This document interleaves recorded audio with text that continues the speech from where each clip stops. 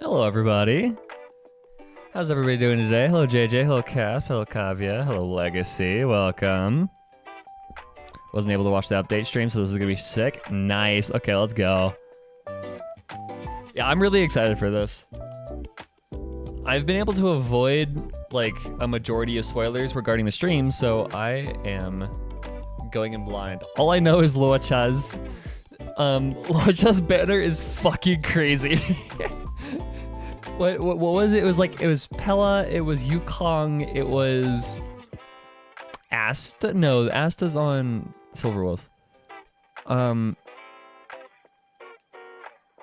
don't know. Luocha's banner was crazy. It's, yeah. Hello, Magikarp. Wait, let me check what was, because I saw Azriel tweet about it, and I was like, what the fuck?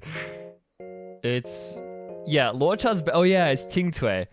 Yeah, so it's Pella, Qingtui, and Yukong on Luocha's banner. It's crazy.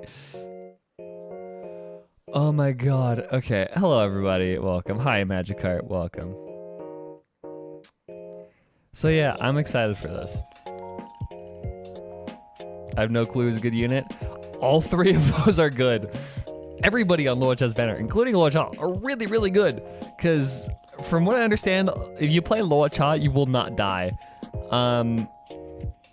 Pella is a really good debuffer. She lowers like enemies' defense, which is really nice, and removes buffs. It's so useful. Oh my god, Pella is so useful.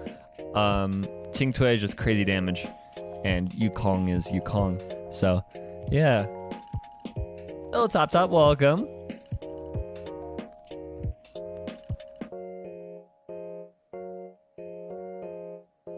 I was gonna pull for Silverwolf, but I'm strong. Yeah, I don't know. I don't know. I'm gonna have to decide if I want Silverwolf or Luocha. I don't know who I want. I have E6. I mean, I do too, but and like the reason why, part of the reason why I use Pella so much is because I have her E6. She is crazy with E6. I have her like half built, and she already does just insane amounts of damage. She's really fun. I love Pella.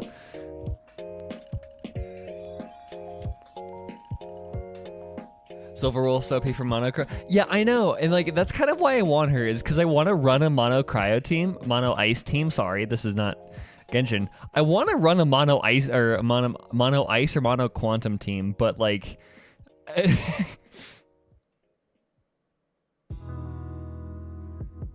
Yeah, she does crazy amounts of damage. It's kind of funny. But for a team with multiple colors, she's a bit meh. Well, yeah, obviously.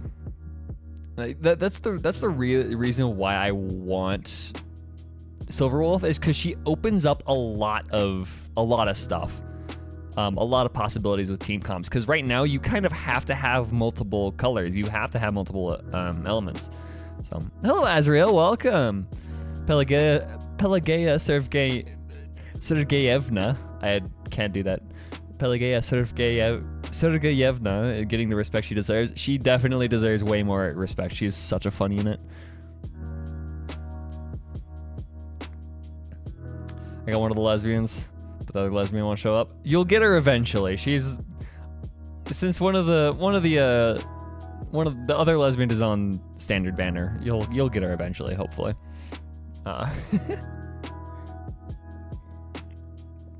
Alrighty. So before we get like going, who are the lesbians? Zila and Branya.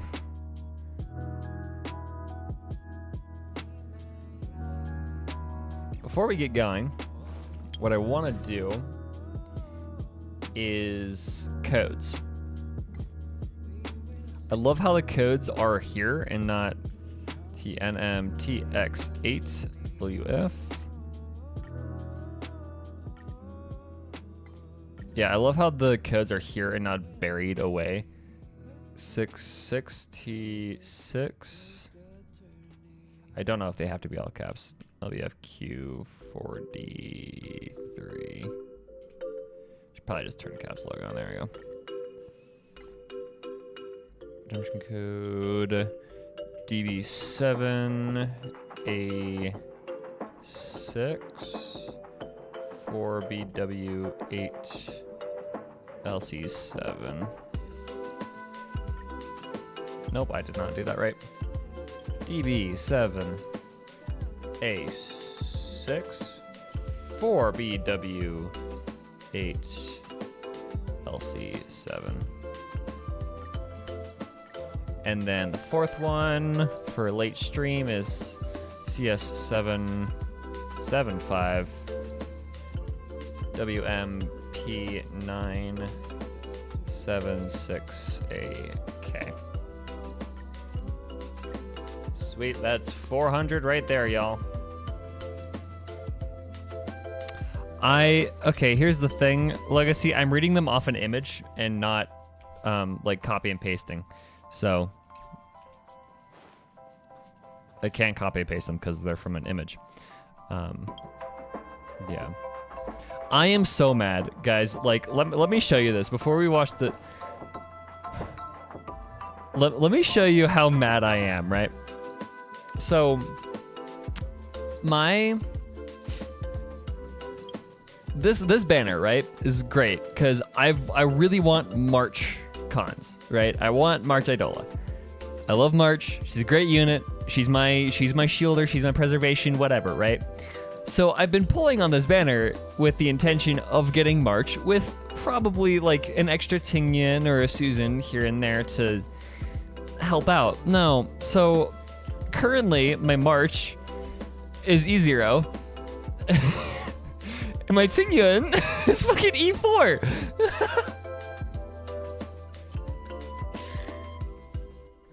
I have E4 Tingyan and I don't want her. Like, okay, I'll take one or two Tingyuans, right? I'll take her. I'll take her all day, every day, right? She's a great buffer. I don't want E4. I don't want 5 Tingyuans. And my Susan is E2. I've only gotten Tingyuans or 4-star light cones. That's all I've gotten. I'm so mad. I am so mad about it. I want the marches. I want more marches. Her idolas are so good. Her idolas are so good. Yeah, Azrael, take a couple. Take a couple. I'll take your march. I want marches. So yeah, I have her like half built because I'm not bothered enough. I got the battle pass just to get her light cone. But yeah, her relics are like ass. Because I actually have not been farming relics like at all. The most relic farming I've been doing is for Sela, and that's like it. So maybe 3 Susan. Yeah, like, and like, so I did start building Susan. She's actually really fun. I mean, I need to 70 her light count, but I did start building her. And she's quite fun. I enjoy her. My crit on seal. Hey, Legacy, do remember, one, I haven't been using it. I haven't been like building her like fully. I haven't artifact farmed, and also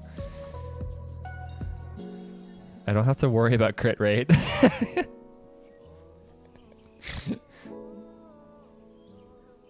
Yeah, Sushang does do crazy amounts of damage if you build her right. It's actually really funny. Yeah, I don't have to worry about crit rate as much. Yeah, and I literally am I just have attack stacked on her. That's literally all I have.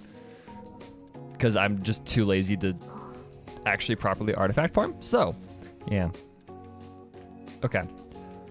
While we're waiting for the rest of my power to recharge, because I don't know what I'm gonna farm today.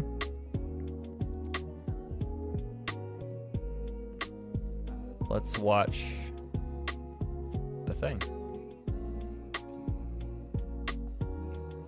Display cap. How much have you spent on the game already? Well, let's not talk about that. Right now, what we're gonna do is we're gonna turn off the music and we're gonna watch the. Actually, let me mute the game,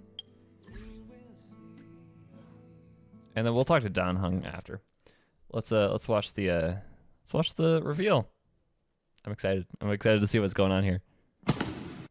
Hi, Albert. In the last few days, our team has received some incredible intel from an anonymous source. A mysterious Stellaron burst has occurred aboard the Xianzhou La Fu. Today, we're lucky to have with us in the studio the La Fu Skyfaring Hellmaster Madame Yukong, okay, as well as Mr. La Cha, a traveling merchant currently staying on the ship. Yep. Madame Yukong, what's the latest on the La Fu situation? Well, for the most part, the Stellaron crisis has been brought under control. We've evacuated affected areas, and life has returned to normal in the safe zones. I see. You'll get there. Mr. Lacha, I hear you experienced the crisis firsthand. What was it like on the ground? Big ass coffin. Well, I was trapped in the La Fu's Cloudford Harbor at first. I swear, it was only this thanks man... to the Cloud Knights and a fortuitous turn down the audio. Kindly This strangers. Luocha, his coffin reminds me of those puppet guys from Naruto. I knew you guys had everything under control. I should mention that over the course of this crisis, does anybody here know what I'm talking about? The puppet guys that carry the puppet art guys that carry legit coffins on their back. Yeah, that's what he reminded me of. You're talking about the hacker girl, right? Silverwolf? The hacker girl. Betrayed the Xianzhou systems. The hacker girl, bro. I love Albert though. Exactly, just like. Hi, Silverwolf. This place is different from the rest of the space station. We're on Genius Society turf. Alright, let's get going. We have to move quickly.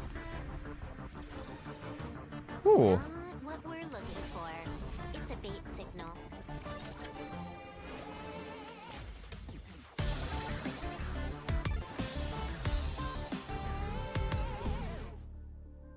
You can challenge the space station. But challenge me? Good luck.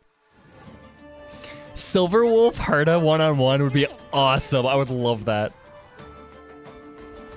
As you can see, the interior looks brand new. But we're in a bit of a bind. And Serval. Ooh. Our exhibit was stolen. Exhibit?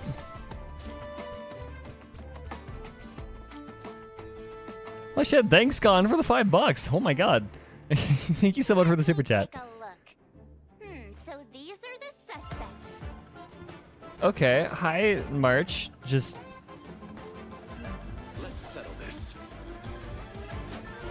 Enough talk. Have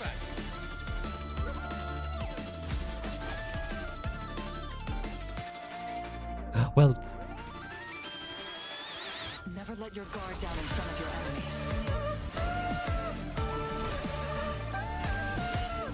it's literally everybody. What the fuck? Now, young man, allow me to give you a dignified end. Literally everybody was in that fucking trailer. What the hell? Also, this scene alone, not this. Also, Skrullum. Okay, sure. But we're in a bit of a Pella Serval. We saw Skrullum. Our exhibit was stolen. Hook. Okay. Another Skrullum.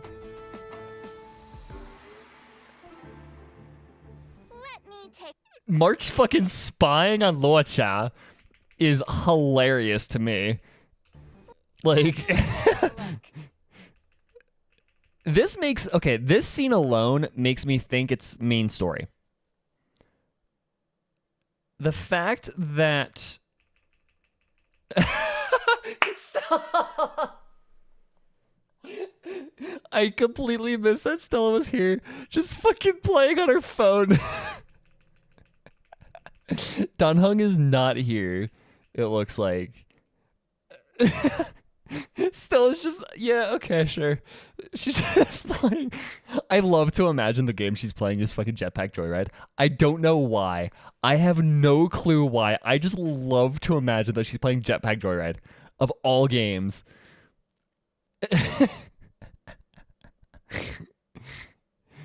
But yeah, Stella's just chilling while Welt and March are spying on Luocha while fucking Stella's there, you know.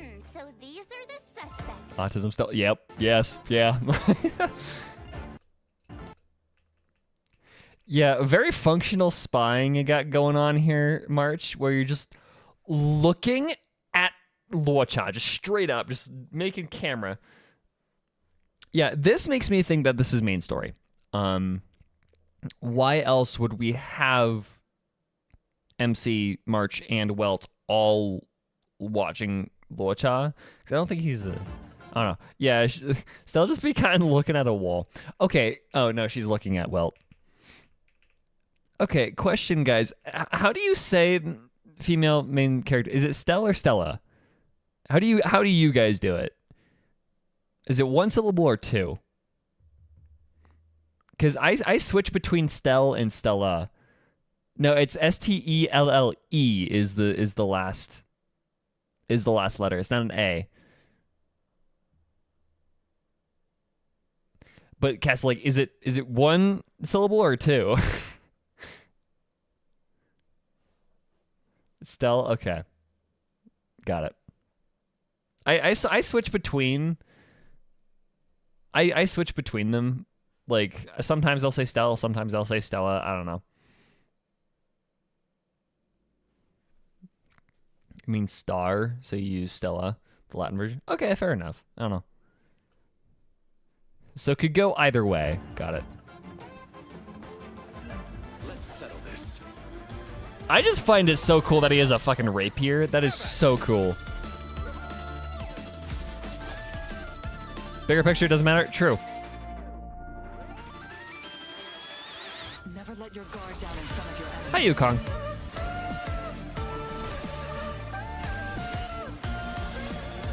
Hello, Blots. Congratulations on finishing exams. Allow me to give you a dignified... Also, this is who's and what's, right? It looks like Ganyu, but wait, why does she have a blindfold? This is Jing Yuan's, right? This is Jing Yuan's master, right? Or is it somebody else? Because it kind of looks like Ganyu, yeah. Huh, strange. And she's going up against Yanqing, which is so cool. Okay. That's code. I put those in the Discord if you guys are interested. Oh, and Silverwolf's here too. Okay. Hi. Good morning, good Oh yeah, I also love Albert. Like, his VA and just his character are great. Welcome to the Honkai Star Rail version 1.1 Galactic Roaming Special Program. Hello, good to be here. Today, we've invited 3 special Also, the guests chibis to are the so much more program. animated. This is so good. Introducing Hi guys, my name's Melissa Fawn. Melissa Fawn. Oop, caps lock her in. Caps lock. Melissa Fawn. Let's see. Oh wow, she's an old VA. Wow. She's in Cowboy Bebop. Holy fuck. Invader Zim. Okay. I love how her credit is Silver Fun. That's not right. That's so jank. She's in JoJo's. She's in Ladybug. Oh, who's she in the Violet Evergarden movie? Probably extra voices.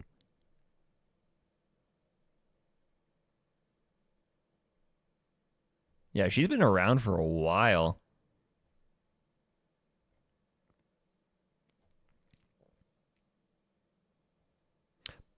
Yes, of course. I love looking at I love looking up the voice actors. It's so fascinating to me. Seeing attractive woman, what a credit. She's been around for a while. Oh my god. Yeah, the fact that she's in Cowboy Bebop. She's Edward in Cowboy Bebop is crazy. Yeah, first credit 1972. Wow, that is crazy. And I voice Silverwolf. Hey folks, my name's Craig Lee Thomas, and I voice La Cha. Craig Lee Thomas. Craig Lee Thomas. So what have you been in? Whoa, okay. Man was fucking How I Met Your Mother. Lost Ark. A lot of live action credits, okay. That actually kind of surprises me. Hey everyone, I'm Dawn M. Dawn M. Bennett. Why do I know her? She's in Epithet Erased. She's in Ruby. Kale and Dragon Ball. She's Frida in Attack on Titan. Oh, she Setsuna in My Hero.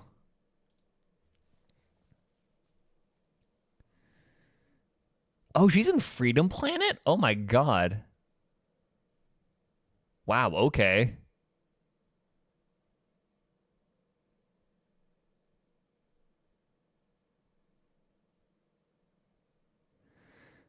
Oh, that's why I know her. She's Sody Pop. Oh my god, okay.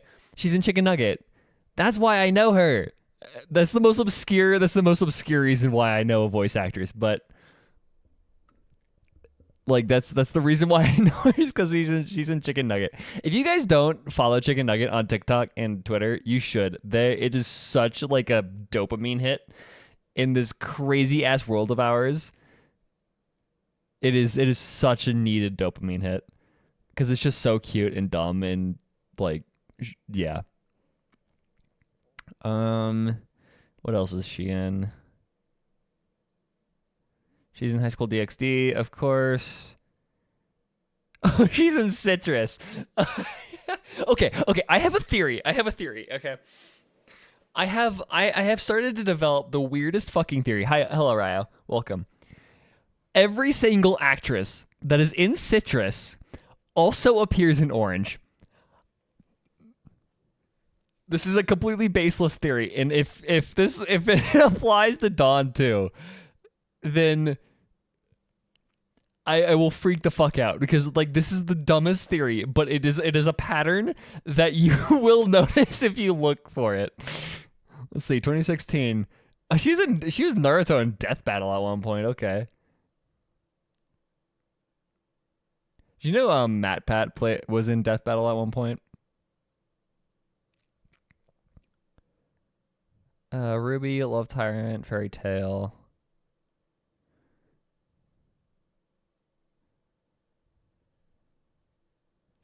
She was a lot of stuff in 2017. Oh, she was in Yuri on Ice. Holy shit. She was in Orange. Yes. My theory stands correct. Oh my god. It's the dumbest fucking theory, but it's so correct. Oh my god. Oh my gosh, she was in Yandere Sim.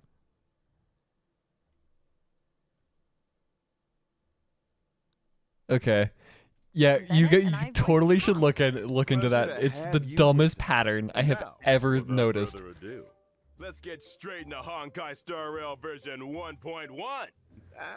What's new, Craig? Well, judging from the trailer we just saw, it looks like all three. Okay, sorry for the areas background got some checks. Updates. Heard a space I got station, way too Stellaron, excited about and that. the Ciencio Law. I don't know if you noticed, but Silverwolf got the first bit of screen time. Just saying. Speaking of That's the joke, Silverwolf, Magikarp. I hear our notorious Stellaron. There's hunter like is one of my planning another favorite visit to comments on Junior Society Crunchyroll territory soon. under Citrus Let's take is a closer wait, look this at this isn't old man. this isn't Yeah. the sequel to Orange.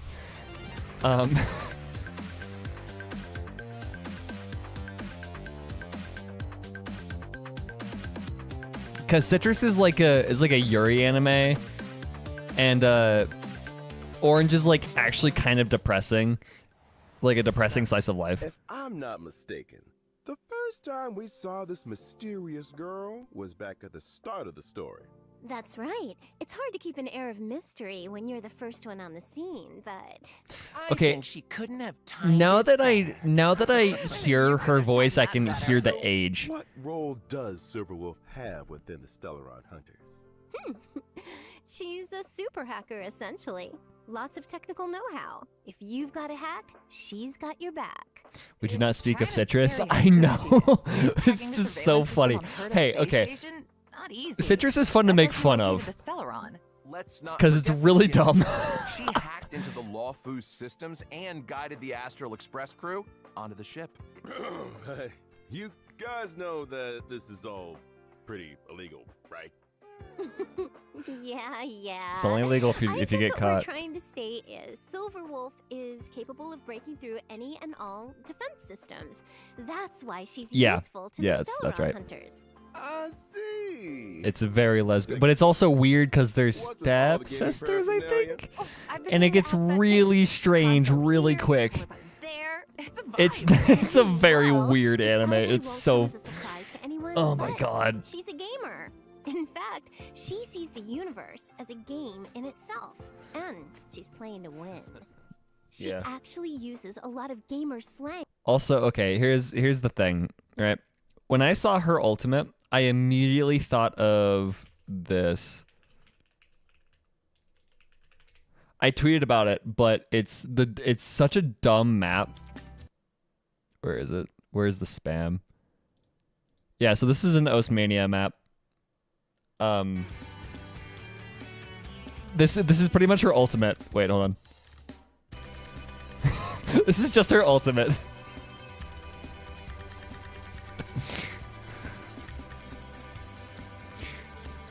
That's what I think of whenever she ults. In conversation. Not everyone picks up on it, though. Got it. Yeah, she's a gamer. That's So it. it's fair to say she's, Sup, great? kind of Welcome. You It's been a while. couldn't How's say everybody? that. I'm doing good. She's also not great at socializing. Really? Huh. She always struck me as pretty outgoing. I guess she does have a lot of friends. Hold up a second.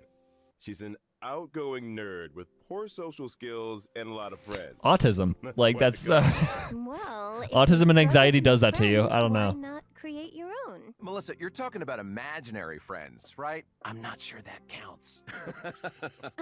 Oh. Okay, let me explain. I'm talking about the AI modules in her weapons. See these little guys on her character artwork? That's friend. There's devil. This one over here is white collar. Oh, and this one's servant. Huh. Okay.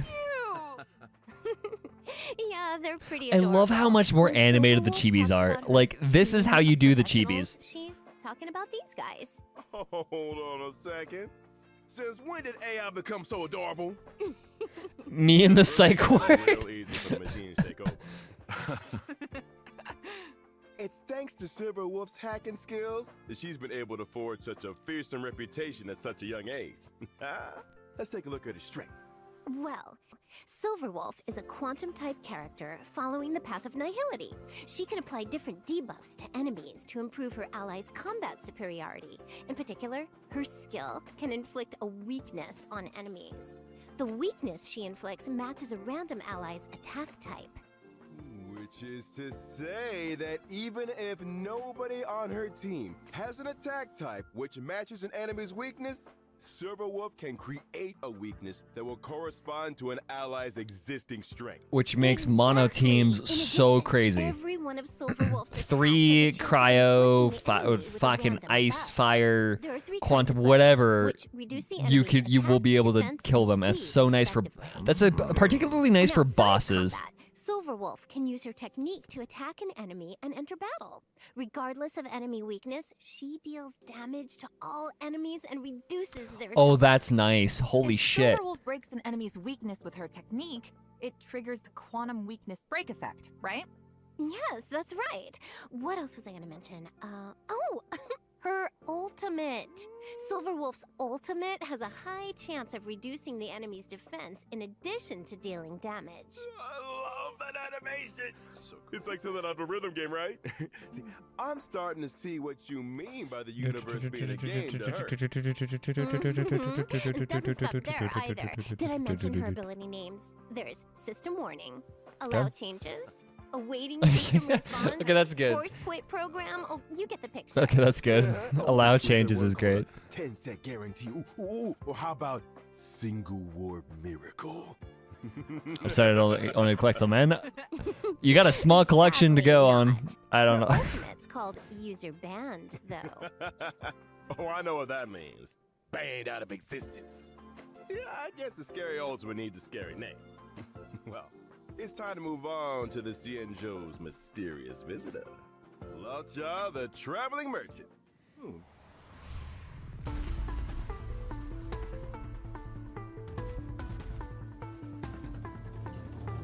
I don't know. He's intriguing.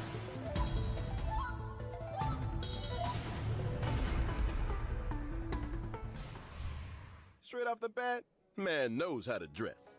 Elegant look, gentlemanly demeanor, but I wasn't planning on playing for her at all, but I'm kind of vibing with her 80s bubblegum aesthetic. Yeah, like the vaporwave aesthetic is kind of neat.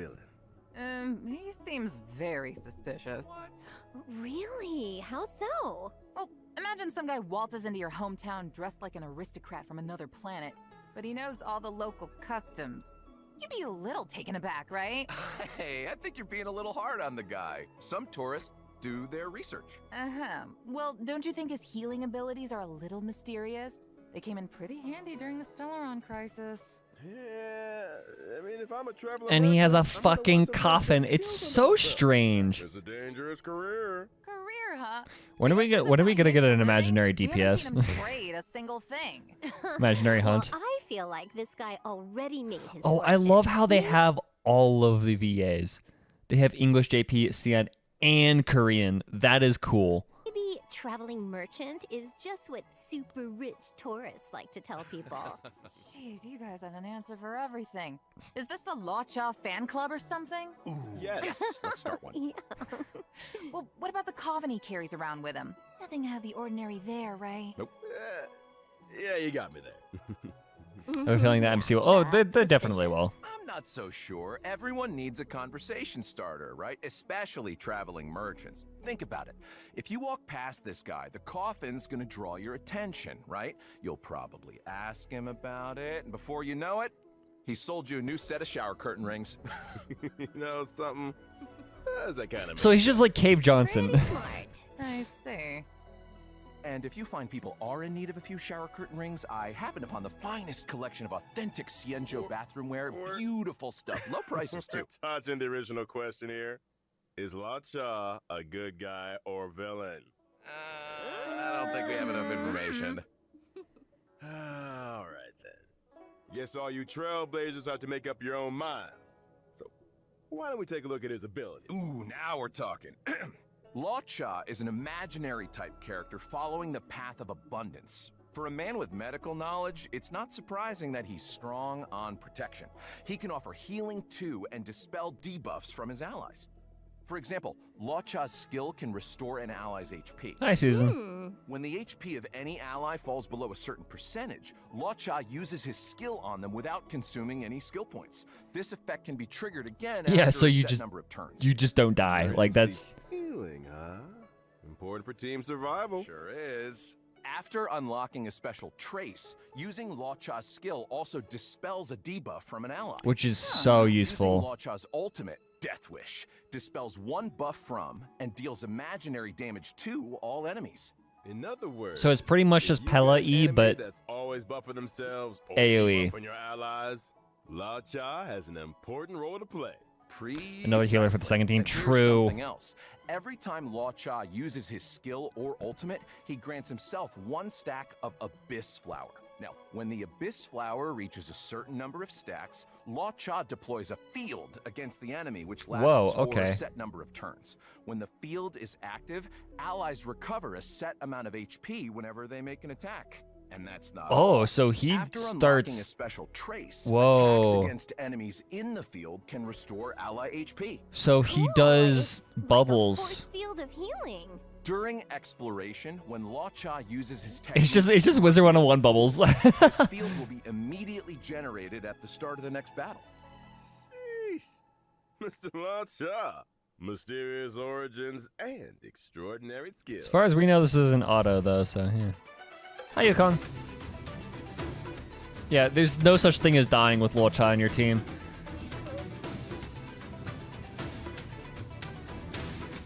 Why must both of the 5 stars be cool? I know that's kind of why I'm suffering right now. There's somebody else here we gotta get to. I'm talking about the elegant, sky-faring. I love. Is this supposed to be Tingun? Because that's awesome.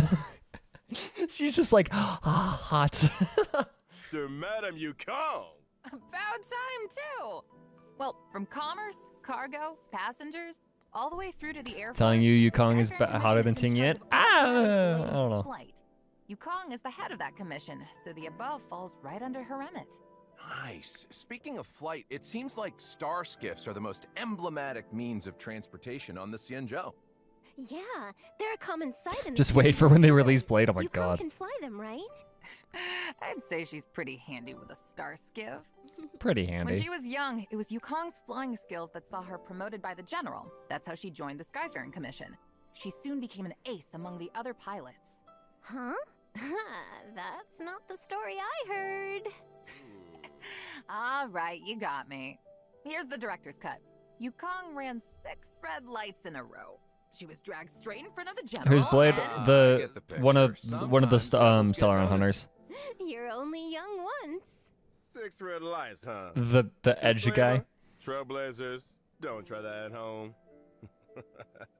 Well, her rebellious streak might be a thing of the past, but she's still as sharp as ever. Yeah, the edgy guy. Tom, give us a look Like, down.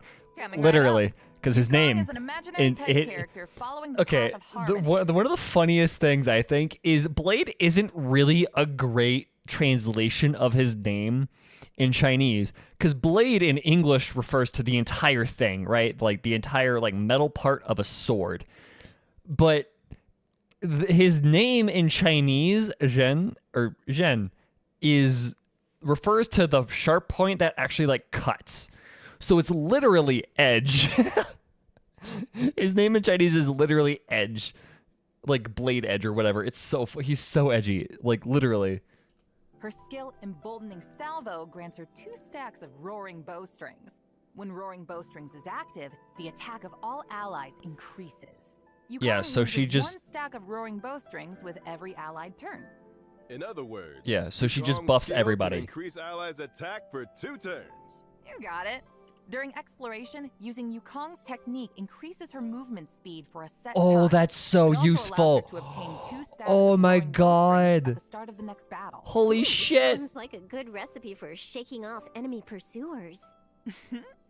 Using Yukong's basic attack triggers her talent 7 layers, 1 arrow, which deals additional damage and increases the toughness reducing damage of the current attack. This effect can be triggered again after a set number of turns. Lots of buffing characters. When Yukong I mean, yeah, unleashes her but ultimate, you Diving kind of have to Pistol, think about She it. deals imaginary damage to a single Right. target.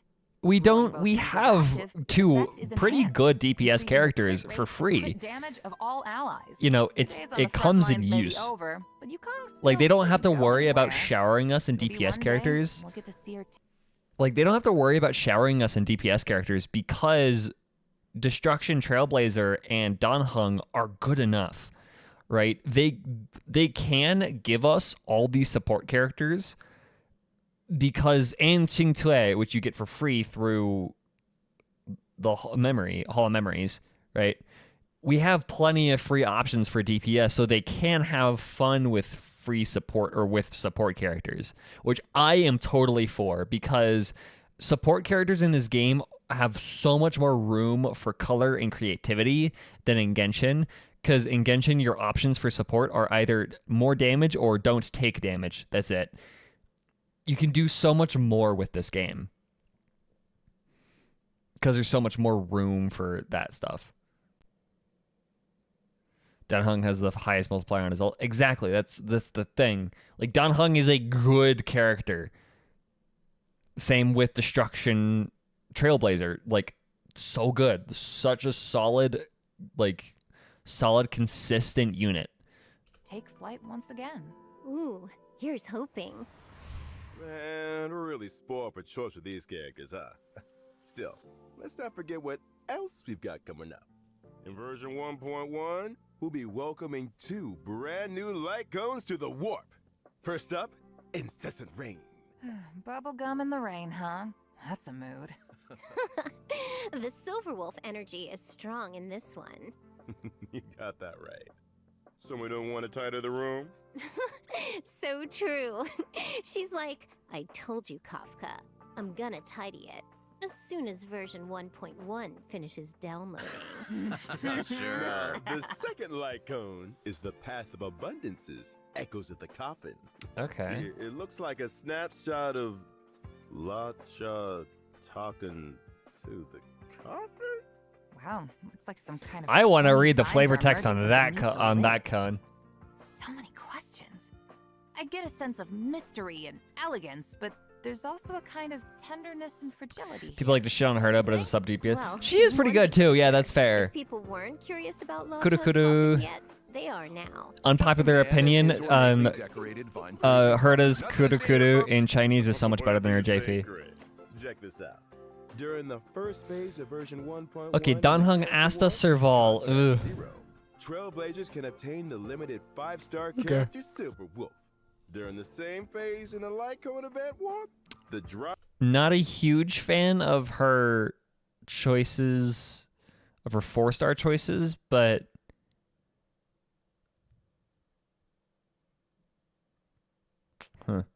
I wonder which path Trailblazer is going to get next, either Hunt or Abundance. I would like Hunt, but we'll have to see. I don't know. It's always nice with Dan Heng. True. Okay. I understand the Dan Heng idol, I understand the Dan Heng idola, but I don't use him, so that's going to make pulling on Silverwolf banner weird. How many Asta idola do I have? Asta of 1. Okay, I have E1 Asta. Okay, I'm not gonna hate this. I'm not gonna hate it. And Serval I'll take. I mean, I have Jingyuan, so I don't really have much of a use for Serval, but Drop rate of the 5-star Light Cone Incessant Rain will be boosted. Now, during the second phase of version 1.1 in the character war, this banner is crazy. Trailblazers can obtain the limited 5-star character Lacha and 4-star character Yukong. During the same phase in the Light Cone event warp, the drop rate of the 5-star Keep Bleaks out of here, Light please. Thank Cone you. Echoes of the Coffin will be boosted. I almost forgot to mention, when version 1.2 rolls around, Trailblazers can take part in an in-game event to obtain the 4-star character Yukong. Oh shit! Free Yukon in 1.2. That's okay. That's Details for neat. this event will be announced through official channels in the not-too-distant future. Nice. Okay, Ooh, interesting. Awesome. Whew. Let's take a break for a minute here, but Yeah, Pella Qingtui and Yukong is great. I would also like Qingtui Eidolons. What do I have her at? Where is she? Qingtui. I have her at E0. Okay. Yeah, Qingtui Eidolons are nice.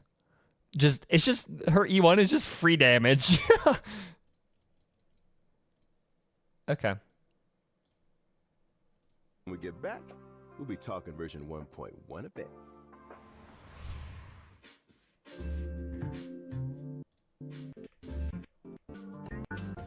Events and new characters and light cones aside, version 1. I want to know what the light cones do, because that'll be interesting to see. And a little bird told me there's an event connected to Silverwolf on the way. I heard the same thing. At the start of the story, Kafka and Silverwolf invaded Herta space station. Kafka's mission was to awaken the Trailblazer. Silverwolf's mission was to help Kafka infiltrate the space station systems and locate the hidden Stellaron. But that wasn't enough for Silverwolf. I can believe that. She's been on the IPC's wanted list for as long as I can remember. During the invasion, she left behind some kind of digital graffiti. Just her way of letting everyone know. I love how they're using. I love how they're using Herta for this. That's so funny. Still, artists need an outlet. This all sounds like classic Silverwolf energy to me. Oh, I forgot to tell you guys the name of her homeworld. Punk Lord. Oh my Kind of fitting, god. don't you think? Seriously? No way. Afraid so. If we get a fucking Steam, like a vaporwave world, I am going to go crazy. That would be so funny. Oh my god. Destined for this kind of behavior. Was the space station is Herta's space station? Like, she owns the space station and she's going around picking up the graffiti. Like, that's, I find that funny. I don't know. Way. Afraid so. Star Hunt game event. The Trailblazers receive an invite from the space station's network security engineer. Oh, we got a 4-star Leonard. icon. Okay. They have to help Leonard locate the digital graffiti hidden across the station and uncover the secrets inside. Quantum stones there are nice. Secrets hidden inside the graffiti? But if it's all digital... Oh, I bet you need to hack into it or something. You might be right. We also get to meet a new Genius Skrullum! Society member, one of Madame Herta's collaborators, Skrullum. He'll be helping the Trailblazers too. Wait, haven't we seen Skrullum before somewhere? I think we saw a hologram portrait of Literally him in Herta's right there. office. He's Yeah. a robot, It's right? crazy. A robot Genius Society member. Interesting. I bet he's got a few He hacking looks skills dapper up as his sleeve. fuck. I kind of love If he's him. helping us out too. I we'll be kind of fine. love Skrullum. He's so cool. You know what I found out? Silverwolf Nihility and Skrullum card. actually Yes. faced off against each other once. You can Fucking see a Nihility snapshot of their cone. fight in Oh the my Reload god. Again light cone. Whoa. Okay, screw The Nihility cones in this game right now, or the ones that I have, are ass. So, new free cone like Nihility cones is so welcome. I'm looking kind of handsome there. Geez, his portrait really doesn't do him justice. You know, He's missing the hat in his portrait, which is important. Love a handsome robot. I guess this event will be the second time Skrullum's come up against Silverwolf's mischief then. Old enemies locking horns once again. Ooh, guess it does kind of feel like a rematch. Gotta mention I don't that have graffiti Fermata. Again. Anyone else feel like it'd make for a good tattoo? I feel like some of these characters could pull it off. I don't think that feature is coming to Star Rail anytime soon. Oh, what? But I did hear that the designs are collectible. The Trailblazer can apply them to in-game surfaces. Oh, and so it's take just photos stickers from A with Hat in them. Time. So This cool. is literally the exact same thing as stickers from A Hat in Time. You can just kind of put them all over the place. Collecting the graffiti designs also allows you to unlock Before the tutorial limited mission starts. 4-star Okay. light cone before the tutorial mission starts. Complete the event mission to obtain Always Smiling, which can be exchanged in the event shop for limited light cone special superimposition material, as well as stellar jade. Hey, that's another good-looking light cone. Not to change the subject or anything, but I gotta ask, is that Albert merch I'm seeing over there? It looks so fluffy! I want one. Well, not to mention it, why don't I introduce you to the HypeBC's merchandise department? If you guys had your own merch, they'd be sold out in no time. Or maybe let's just get back to version 1.1 for now. In the story thus far, Belobog has finally emerged from the Stellaron shadow. But there's a lot left to do. The city is going through changes. Any of you guys want to Yep. shed some light? I heard a thing or two. Now that the underworld and overworld I like how none of the reconnected, people on the things couch are definitely from heading in a better Bellabog. direction. One recent development, Bellabog's History Museum is getting ready to reopen to the public. Museum? I love museums. Aw, don't you wish you could take the exhibits home with you, though? The only problem is exhibits are being stolen. Yep. Anything you'd like to tell us, Melissa? Oh, wait a minute. I only just found out they had a museum. How could it have been me? I didn't say it was you. Mm-hmm. Oh. Prime suspect. Anyway, in the Everwinter City We get it. Museum Okay, we get an Retro artifact thing. Curiosities event, the Trailblazer must help Payla track down clues and recover the lost exhibits. Nice. Well, I love a good whoodunit. Sounds great. You're gonna make Curtis' Well, that's office not full all. with the stickers, the Trailblazer can spider. take on Why managerial though? responsibilities and help run Why? the That's so place. mean. Huh. So what does that involve exactly? I'm Okay, glad this you is a asked. cool event. The Trailblazer Oh, can this do is so much things better than like the fight collect ring. Oh exhibits my and god, this is enlist other crazy. individuals to improve the overall experience for visitors. After achieving specific operational goals, they can accumulate funds to So it's just expand it just museum turns exhibits Star Rail into a and simulation unlock game. That's limited time crazy. rewards, such as stellar jade, That's so lost crystals, cool. and self-modeling resin. This becomes a fucking Sounds like fun. simulation game. I'm sure it'll be a piece of cake. When the limited time event is over, the museum will remain as a mode within the game. Oh, that's cool. Trailblazers can return to the museum at any time to check out the collection and catch up with colleagues. Of course, if you encounter So any it's also issues kind of during like the museum from Animal Crossing. It's like a mix of like Museum Tycoon and like the museum from Animal Crossing. That's really cool. I love run of that. the museum, please don't hesitate to get in touch with the IPC. IPC. Wait. You can have the service. Gotta get ahead of myself. Deep breath, Albert. Not everything is an IPC sales pitch. Thanks, Don. This is what happens if you read commercials for a living. No worries. Kinda did sound like a useful service. Maybe the IPC should look into it. I'm sure our Trailblazers are more interested in the content of the new version. Let's get back on track. All right. A researcher from the space station found a combat simulation program of unknown origin called Stellar Flare, which contains a series Okay. of new challenge stages. Sweet. Huh? More Take 'em. challenges? Every stage in Stellar Flare has Ooh. a challenge theme and corresponding special mechanism. Trailblazers will have to think. Okay, outside yeah. So box the and use any 1.0 event advantages was like offered by the ass compared to mechanisms what they're complete the going. They're stage going in as few turns as full. possible. They're going full dick on this. Holy shit. The difference with Stellar Flare is that the special mechanisms might require completely new ways of thinking about combat. For example, in some stages, using your skill doesn't consume skill points. Is stream In gonna continue others, after watching? damage Yes, dealt when breaking for an enemy's extra toughness hour or is so. increased, but the enemy's toughness will be immediately restored. Huh, sounds pretty cool, but I'm sure Sampo. Silverwolf will take care of it in one turn. Oh, Sampa. What if I haven't leveled up enough characters? Is it impossible for me to complete the challenge? Don't worry. To assist Trailblazers in completing the challenge, every Stellar Flare stage has a trial character suited to the I love theme. how they have Hook, Susan, and Serval at level 1. That's so funny. I don't know why. The I Garden find of it so Plenty funny event. that Hook's level Recently, 1. The cosmos has entered a turbulent cycle, and the calyxes are unusually Ooh, more active. calyxes. The reality data contained Is within that how you them pronounce it, has grown calyx? exponentially. I always said calyx. Which means... It means that over a fixed time period, Trailblazers have a set number of daily attempts to obtain double the rewards from calyxes. Leveling Double up, here calyx. we I come. love that. Okay. The next event we're going to talk about is called Lab Assistance. Holy in shit, Position. so many of these. Wen Sherling is a Department of Implement Arts Wen researcher on Shu. Herta Space Station, and she's currently preparing Wen- research yeah. topics needed for the next quarter. However, the Antimatter Legion's invasion has messed up her progress.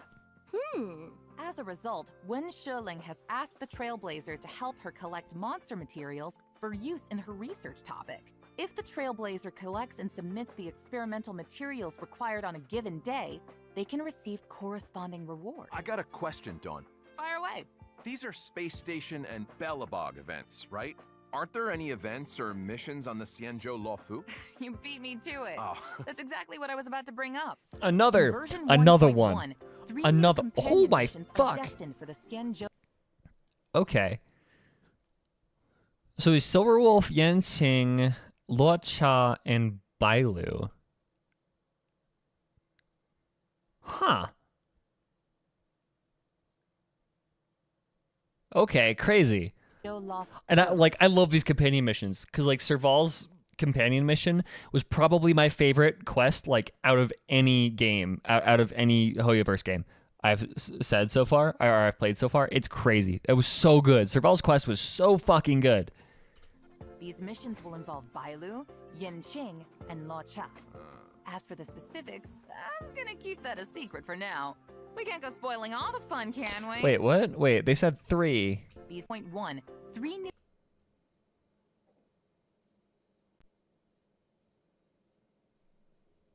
What? Okay, what? New companion missions are destined for the Xianzhou. Oh, for Sanzhou, and then one Silver Wolf was probably going to be on Belobog or Herda. These missions will involve Bailu, Got it. Yinqing, and Luo Cha.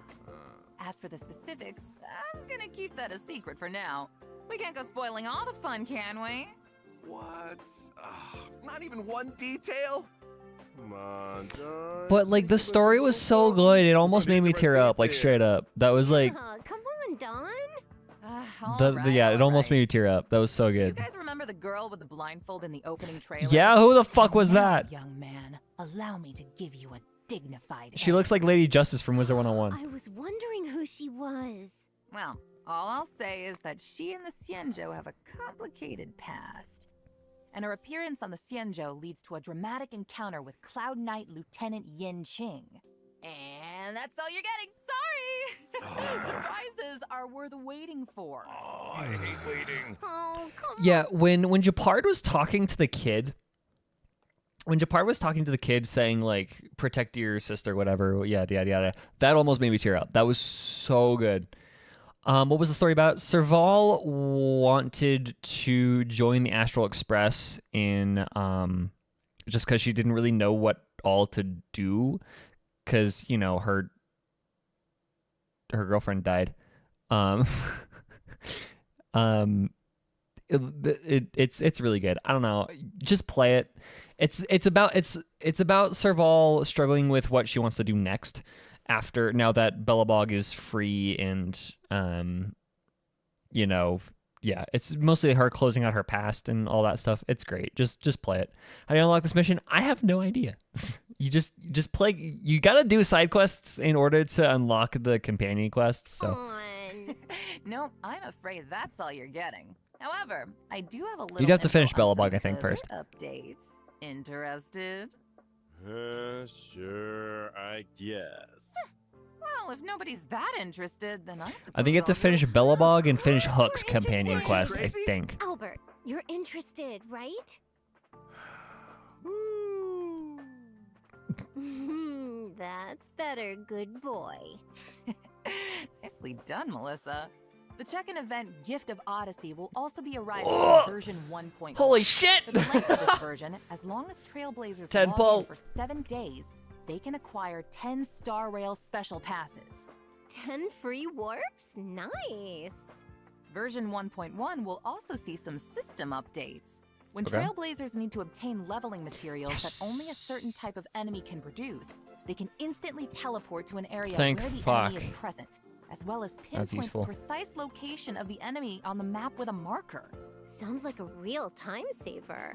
Wait until you hear this. It might just be Once the RNG. enemy Yeah, in I don't know. question is defeated, And the marker will Ryo, just make sure you're automatically doing move to the like location Belobog of the quests, next enemy. just like If side all quests. marked enemies on a map have Because been usually, defeated, like, what happens if you Trailblazers do can a continue to side quest, pinpoint enemies then on it other sometimes it maps. This triggers process can those be texts. repeated until all daily respawn enemies of a certain type have been defeated.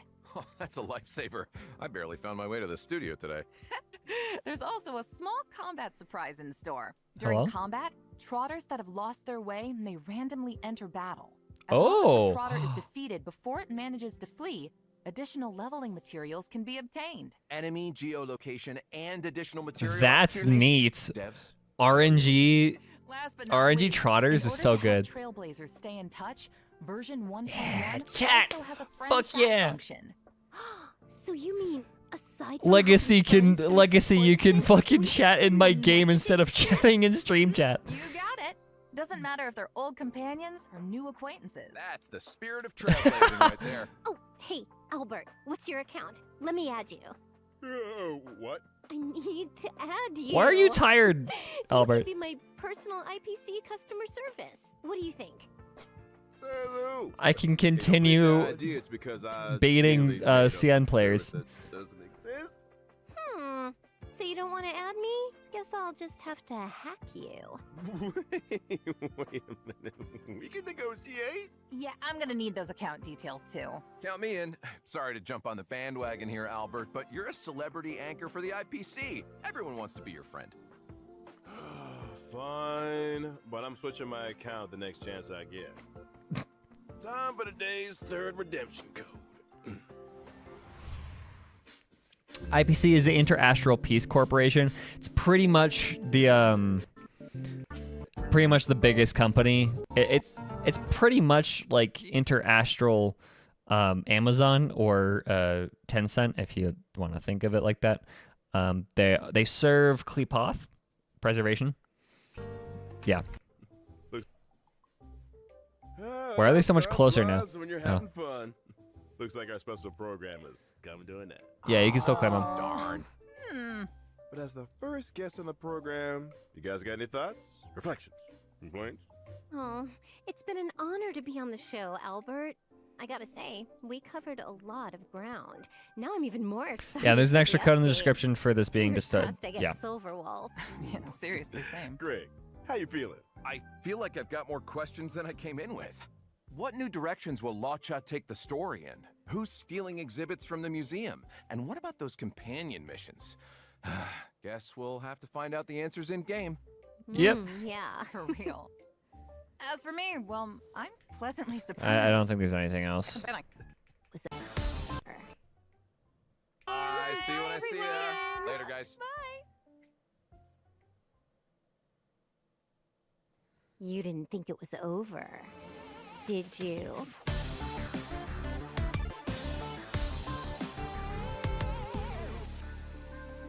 Okay. When is the update coming? I don't... 6.5?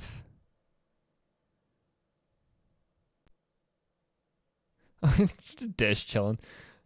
Okay. Yeah, I think... But like...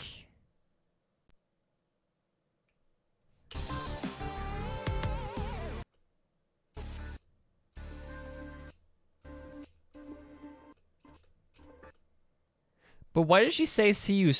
Dude, you didn't think it was over? That's weird to me. I don't know. Back to the game. Let me actually turn on the fucking audio again.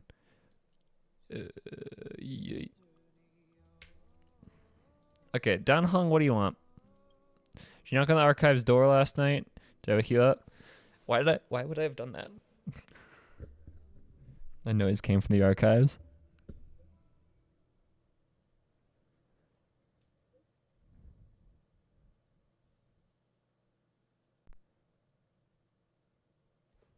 Stop saying up so late. So Genshin has a TCG event? Yeah, I know. I was gonna maybe do that tomorrow. I don't know. I don't know what I'm doing tomorrow.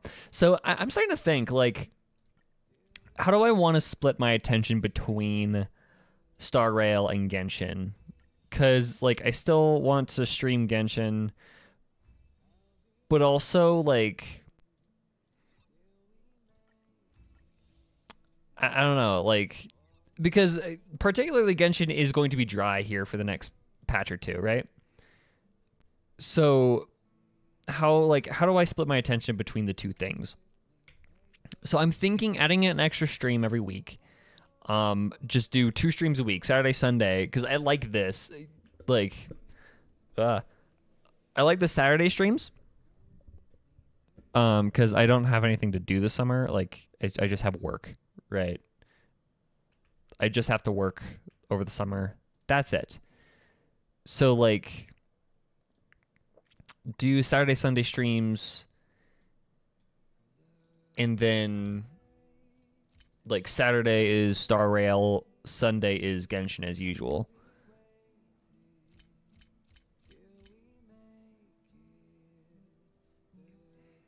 Saturday Genshin, Sunday Honkai. I'm gonna keep Sunday Genshin because that's how it's always been. What do I need? So I have plenty of weapon XP. Do I want a 70? Gonna go interrogate Kafka now. See y'all next stream. See ya, Ryo.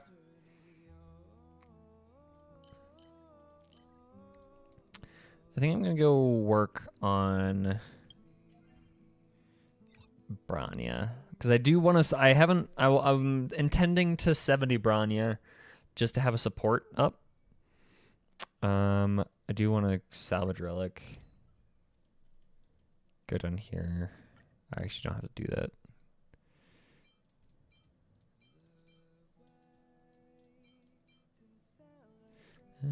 Let's get rid of some of the really shitty guys. There's any? Yeah, I know. We're just chilling. Guys, she's just and exactly, and that's what kind of why I want to focus on. It's kind of why I want to focus on this game while I can, because I have a feeling it's gonna be 1.1, 1.2 story quest, and then it's gonna be Fontaine, and there's just, bah. Will there be a reaction stream for Ish video? Probably not.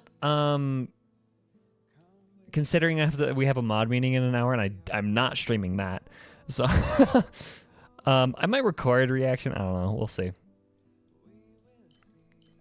Yeah, in Genshin, people are just waiting for France. Technique 2 times. I can do that. 1, 2, 3, 4. I need 400. 1, 2, 3, 4. Yeah, 1, 2. Yeah, golden. Dude. That's not bad. Yeah, I might do a reaction video, but and like put that on the second channel. But I'm not streaming it because that's in 5 hours, and we have a mod meeting in an hour. So, yeah. Let's see. But yeah, like I'm thinking. Part of me is like, I want to because like I feel like in theory, the two games should be like relatively well staggered. I did not want to do that actually. Like theoretically, the game should be pretty staggered in content. So with dry patches in Honkai is activity in Genshin and vice versa. So I feel like that'll work really well.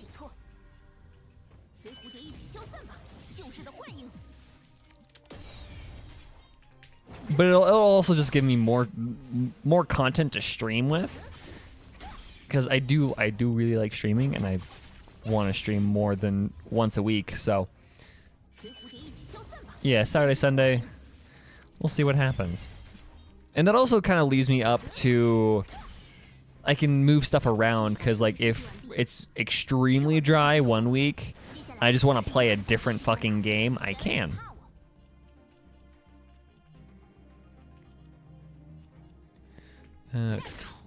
No, mod meaning as in I moderate a Discord server.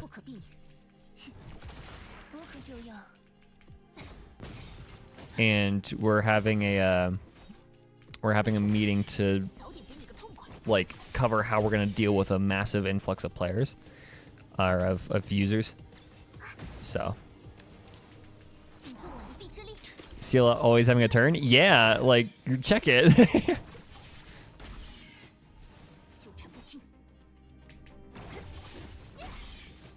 So many Zelas. So much Zela shit. It's so funny.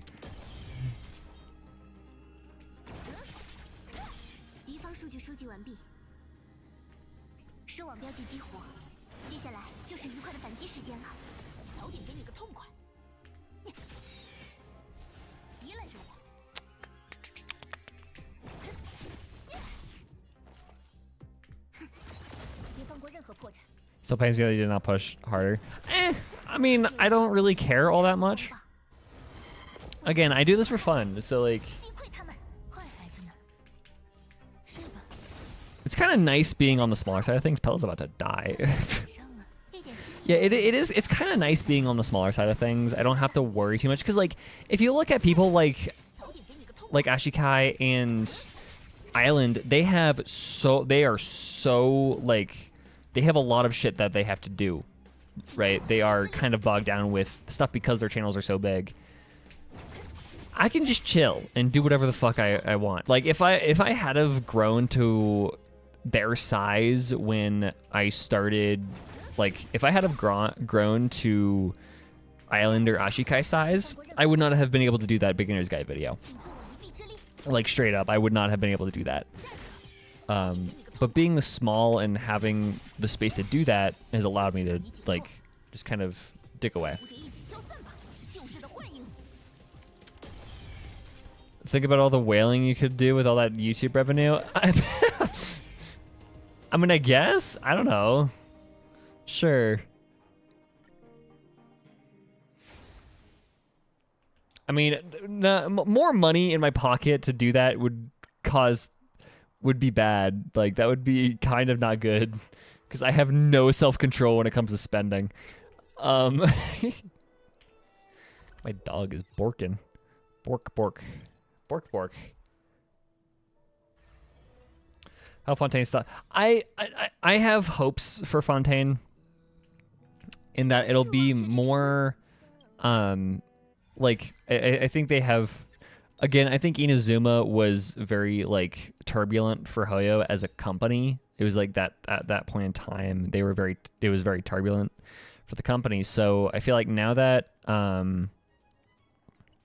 it feels like they have a grasp on things better, I definitely think it's going to be more cohesive and just straight up better.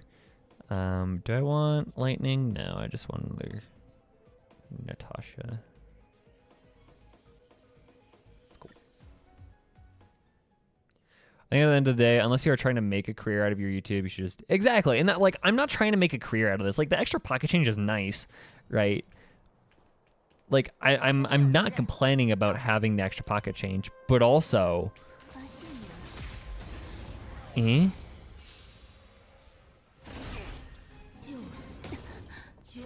Like, yeah, I'm definitely not making... Like, if it does become a career, sure, I'll take it. But, like, nah, that's not my goal.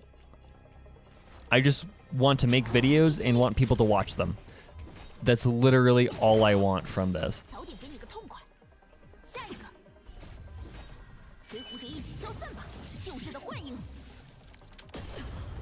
What's wrong with the Inazuma's story? So Inazuma's story, I don't know, you can enjoy it, but there was definitely some weird things about it and how it went about doing certain things that made it feel like it was incomplete. It had pacing issues. It was a lot of nothing happened,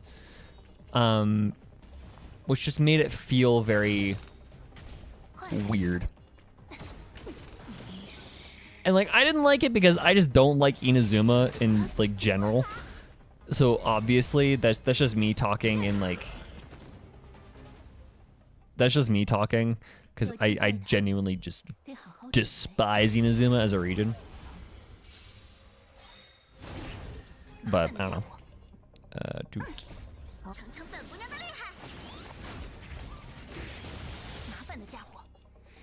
It's honestly a good mindset to have around YouTube. Yeah, exactly. And, like, because it's very easy for YouTube to become toxic, to, like, or for toxic mindsets to arise out of doing YouTube. It's very, very easy for that to happen. So trying to just keep it healthy and just keep it as a hobby where I can dip out for a couple of months to focus on other stuff and to let my ADHD kind of recharge and to avoid burnout. I can do that all day, every day, as much as I like, and not have to worry about, you know, losing sponsorships or doing whatever, because at the end of the day, it's just a hobby.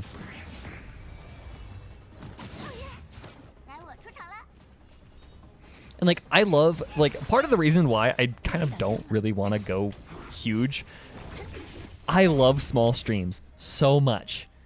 Streaming with a couple of people in chat, instead of having the chat going so fast you can't read anything, is so much, like, it's so much fun having a small little community of complete stage 1. Complete 1 stage in simulated universe. Oh, a simulated universe, not a Hall of Memories. I don't know what I'm fucking doing. Anyways, sorry. Yeah, like, I don't...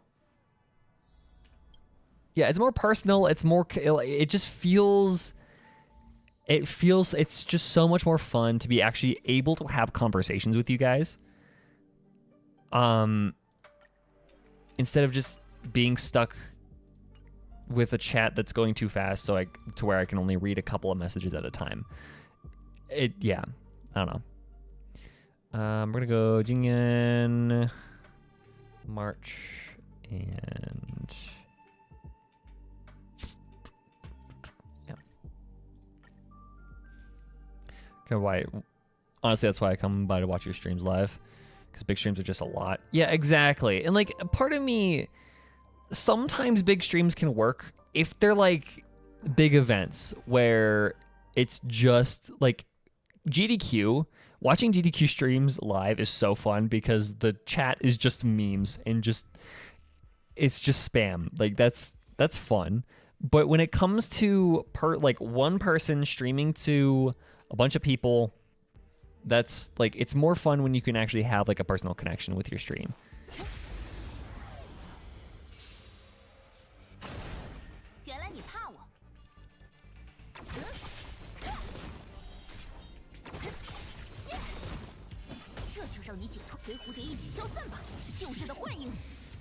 Remember when I tried to start my YouTube channel at Inazuma? I don't think making Genshin content is for me, but firsthand experience how much effort and time. Exactly. And like, and I remember you made really solid videos, but like, yeah, it takes a lot of effort. I don't need to really think because I just need to finish one stage. Like it takes a lot of effort from scripting, voiceover, and actually editing.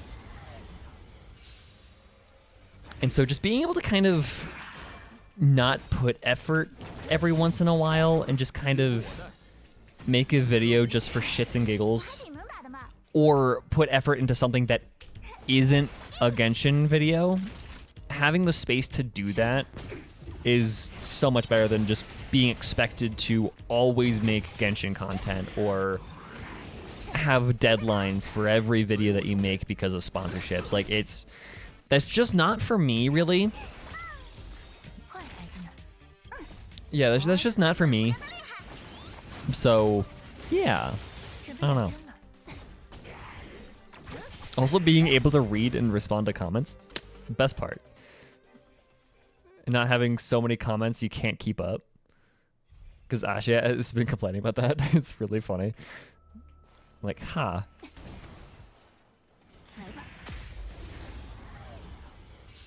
So yeah. I am perfectly fine that I didn't blow up when I first started making content.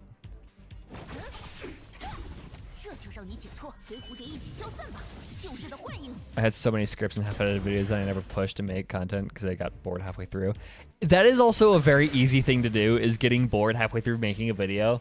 You really have to be super passionate on, like, you have to be very passionate in order to actually properly make, like,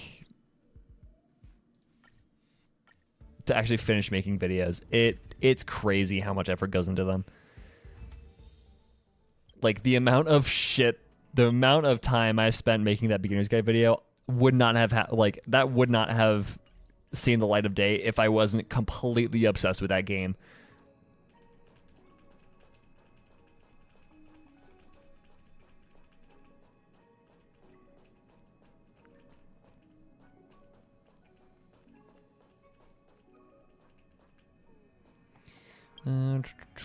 Let's go do Bronya mats. When I made a theory video in Genshin, the amount of research, I feel like Genshin lore tubers are pretty much historians. Yeah, it's crazy how much shit we have to know. The amount of research that goes into those videos. And like, that's the reason why I kind of like, I'm mostly focus on like the meta stuff and not a whole lot about the theory side of things. Because like the rabbit holes that you can get into with history and all that stuff, it's crazy. And like, I do not have the attention span nor the know-how to make videos like that. So I could do a quick Google search and maybe an occasional, like, maybe occasionally I'll make a good hit, but like, that's it. I probably should have shielded. I should kind of make straight up documentaries. Exactly. The amount of shit that she can dig up is absolutely bonkers.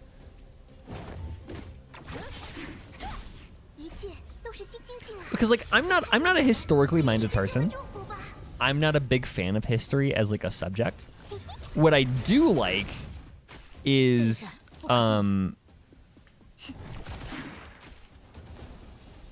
like what I do prefer is literary analysis. That's my thing.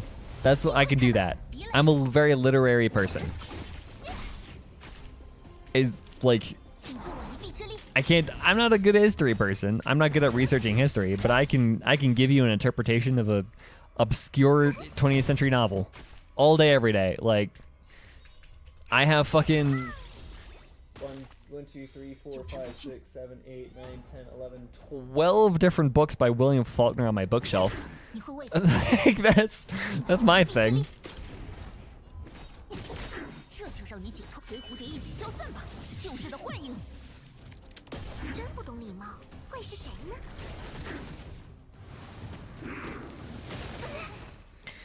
But also history's so boring.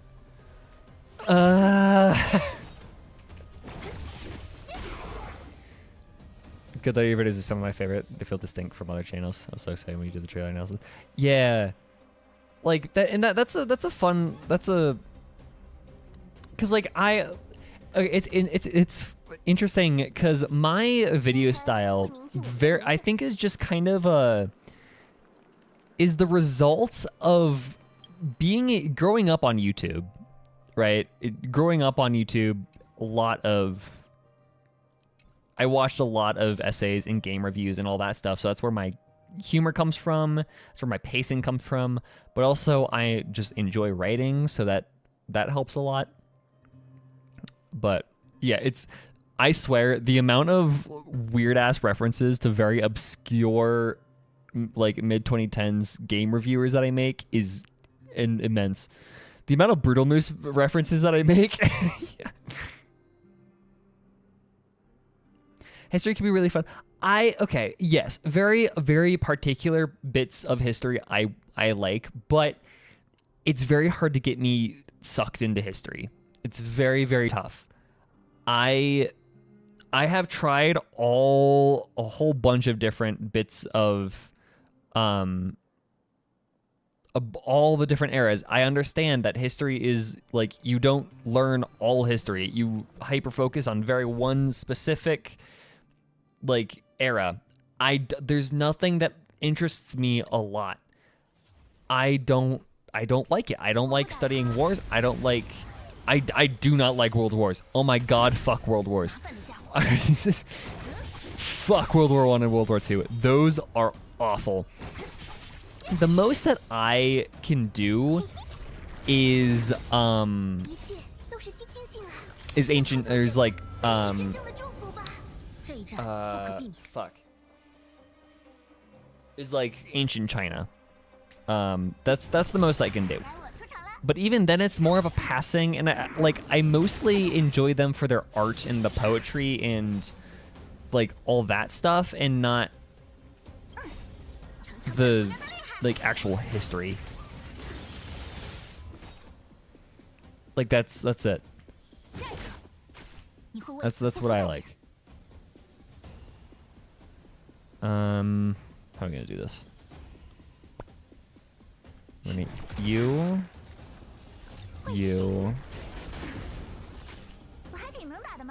Good.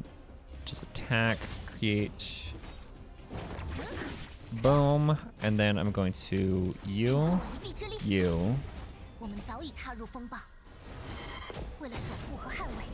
Studying history, no. Learn fun historical facts. Yeah, that's exactly how it is for me. because like there are occasional little neat things that I like Operation Mincemeat. That's like a neat thing that I like about World War II, is they fucking catfished the entire Axis to win the war. Like that's fun, that's cool, but like the actual entire like learning how shit works, because like my brother is took World War II, like a World War II history class. I could fucking never. And yeah, like the Christmas truce. Like, there are cool stories that come out of World War II. I could not give less of a shit about World War II in general. Let's do that for you, so you don't die.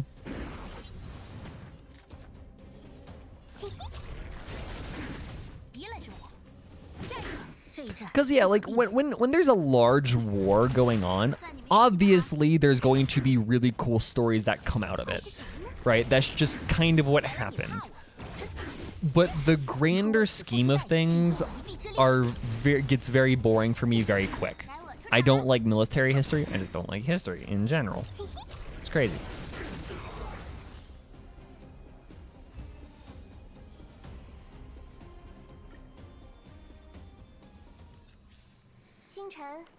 Oh my god, fuck off. How close am I? 200 XP. Okay, let's do a quest real quick to get to 52. Yeah, let's do a quest. Hold on, what do I got logged? Let's do spirit stages. Yeah, there we go. Let's go. Where is it? Right here. Right here. 52? Yes, 52. I have a problem. It's down here. Oh wait, no, hold on. I have resin left. I have 30. Never mind. I'm good. I'm good. No, that'll give me 150. Shit, that's so dumb. That's so fucking dumb. Oh, fuck off. Okay, I'm just gonna do this quest anyways.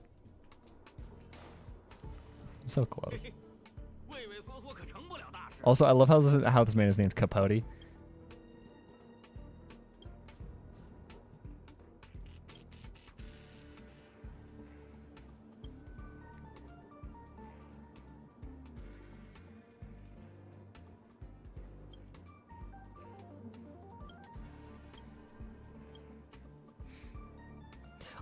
Oh, I love Simo. Like a mini Finnish man that fucking is deadlier than anybody else. I love that. It's so fun. The Asian guy playing the damn violin thingy. Opening the castle gates wide open. I was Mr. Capote's secretary. I don't really care. I'm here for the trailblazing experience, dude. I don't care.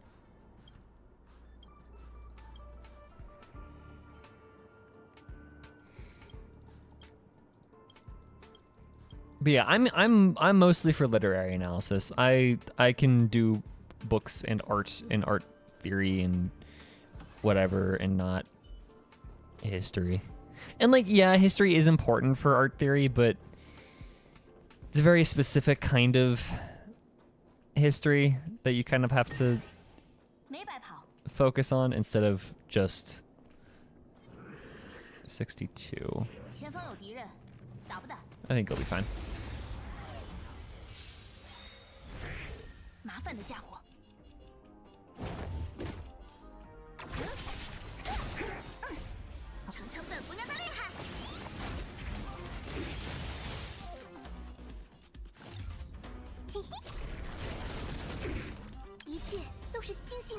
Probably shouldn't have Asta. I should probably have put Jingyun in here for this fight. Now that I'm thinking about it, actually, let's do that. Actually, let's not even do this fight. I need to go fucking do this. I need to get to 52. Grr. Grr. Yeah.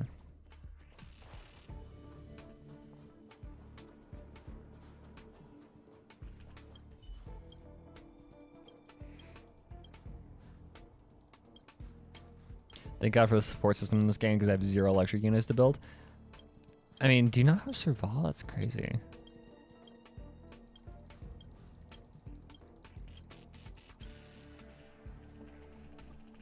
I'm not, yeah, I'm definitely not reading this because I want the 250 XP.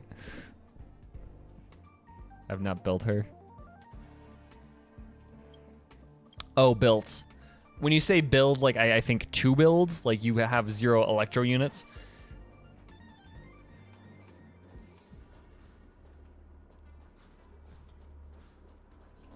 I didn't want to do that. I wanted to... Might as well, I guess. I have fucking Zila. She'll just wipe in 1 turn.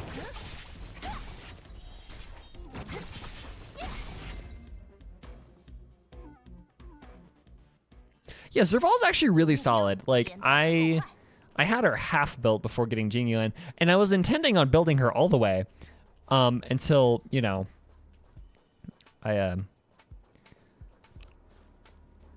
until I accidentally got Jingyuan, because yeah.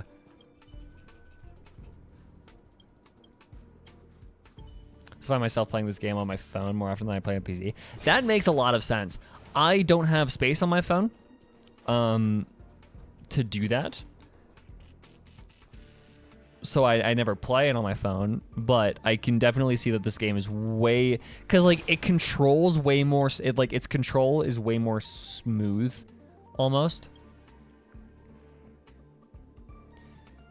A folklore team of the Intelligentsia Guild stationed on a planet that has not replied, but your aircraft is running out of fuel. The dashboard shows your altitude has been decreasing rapidly, dropping to a 3-digit figure. The view outside has changed from wispy clouds to the roof of exquisite houses, confirming the descent is taking place. Still no signals detected. Your captain sounds anxious. In your view, people from the guild are swindlers who hoodwink others under the guise of knowledge. You do not understand why the captain is so worried. All frequency bands are blocked, just like a week ago. The nerd speaks in his usual flat tone. Also, no heat emissions of living organisms are detected in the residential areas or anywhere.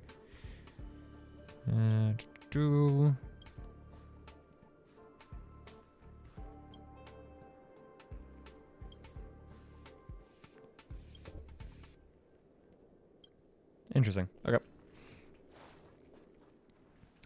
Where do I need to go? Over that way. Accidentally willing. I literally had 1 wish. I did 1 wish on Jingyuan's banner, and then I got him. I was like 15. It was like 15 pity too, and I got him, and it was so dumb because I did not expect. I was literally pulling for it was like a random 10 pull I had left over. It was like a 10. It was like a 10 pull, and I was going for like. I was just going for a spare Jingyuan, or for like an extra March Con, because that's what I wanted. Just 15 pity. Just surprise Jingyuan. And I'm like, okay, sure. Why? Why do you do this to me, game?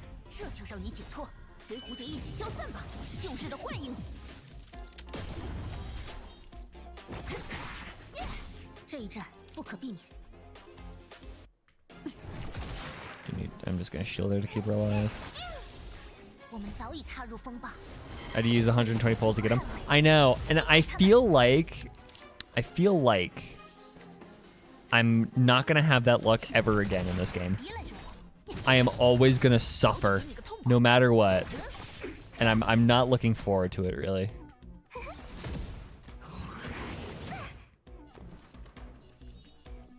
If I can't get a fucking a single March Con, then yeah, I feel like that's not boding well for the rest of my luck in this game.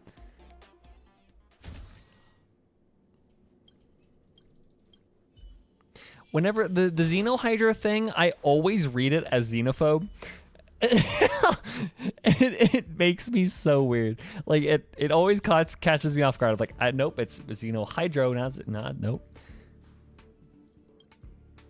You get a single March people. I know, and it's so dumb because some people are getting like 7, 8 fucking marches, and I don't like, bro. I want some. Give me some. People that don't even want March are hogging all the marches. I want more March. How the fuck do you get up? What? Oh, is this where Himiko's sword is?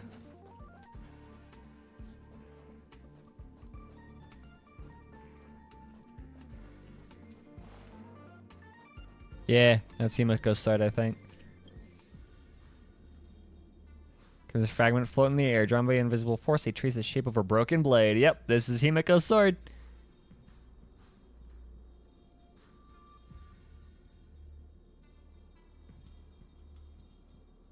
Yeah, the Genshin glider I know, but this is a more like Genshin glider is just a thing in Genshin. This actually like has like lots of importance to HI3. Like when all the like HI3 fans saw that, they'd all just fucking collectively burst into tears. That's not how I go that way. We're going. I don't know how to get up there. Genshin glider is more of an Easter egg? No, fucking, yeah, I guess it's an Easter egg, but also it's fucking Himiko's sword. There's been this car tower, yeah.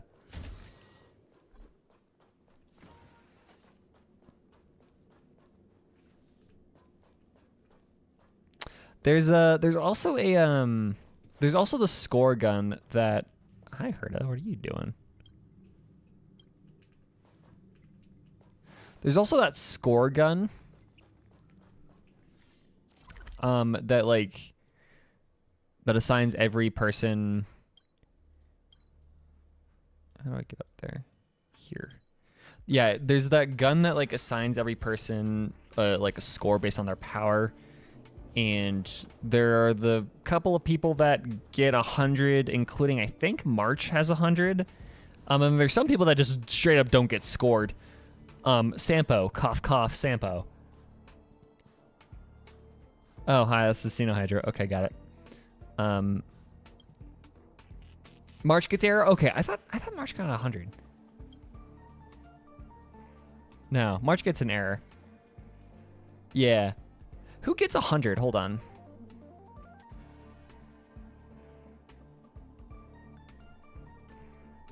Yeah, March and Sampo don't get a score. I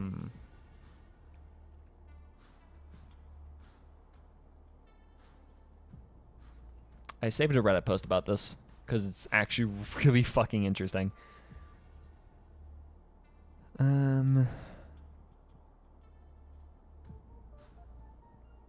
So Silverwolf has a score of 100.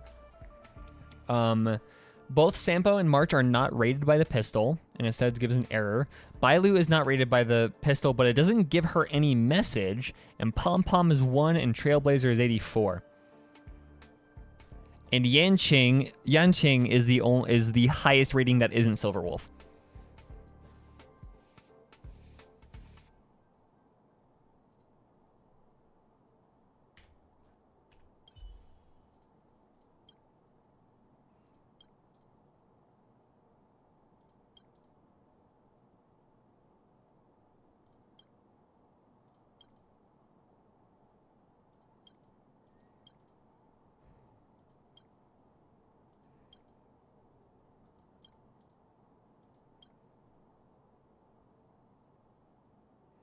I have a baseball bat.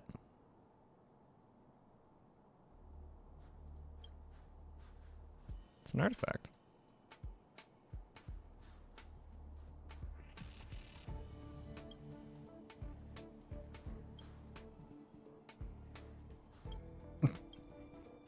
Okay, sure.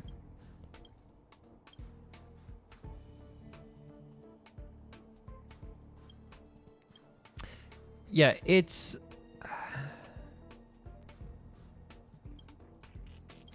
Yeah, it's really interesting. March is so weird with the...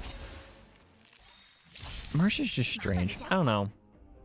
She's a really cool character, but there's so many weird flags about her.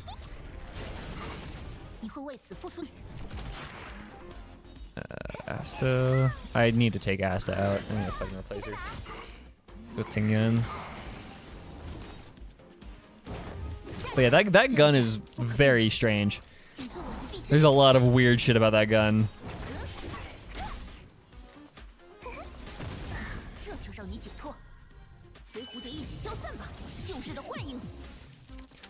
I hope she's related to Fuli. March? Yeah, I feel like she is. Well, because the specific kind of ice that she was frozen in is from Fuli. Like, so it's 6-phase ice, I think, is what it's called. That is 100%. Yeah, that is. That's Fuli. That's Fuli fuckery. Yeah, 6-phase ice is only something that is like a result of, or comes from Fuli.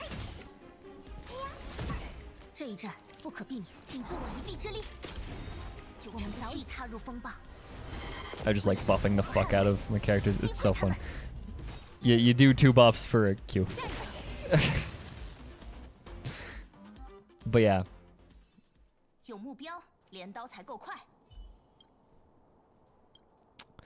I wonder if March was one of those memory mirror people. People like the whole theory right now. Like one of the theories that I like is March was a plant by Fuli, because there is some inextricable link between. There is some inextricable link between the Trailblazers, Akavili, and Fuli, right? There's some link between those 3. I'm not really reading. So what is that link?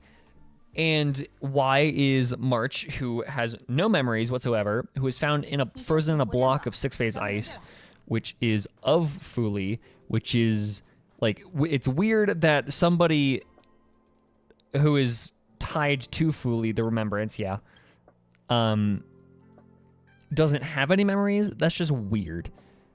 So the theory is that March was created as a plant, for some reason or another. But the question I still have is why is Fuli so involved in the actions of the Trailblazers? It just feels so strange to me. I need more of these. So 1. Yeah, so there's a whole bunch of weird shit, and like I have like 3 videos. I haven't gotten this somehow.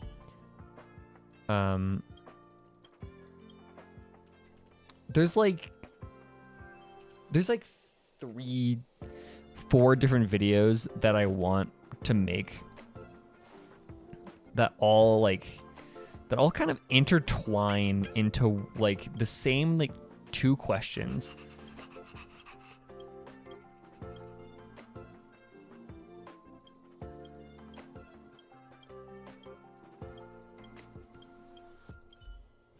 There we go. Holy fuck, that took more effort than it needed to.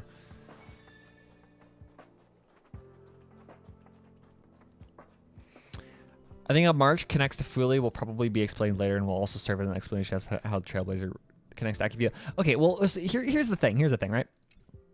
Akavili's dead, so that's the first problem there, or at least gone. They don't exist anymore. But also, I think Akavili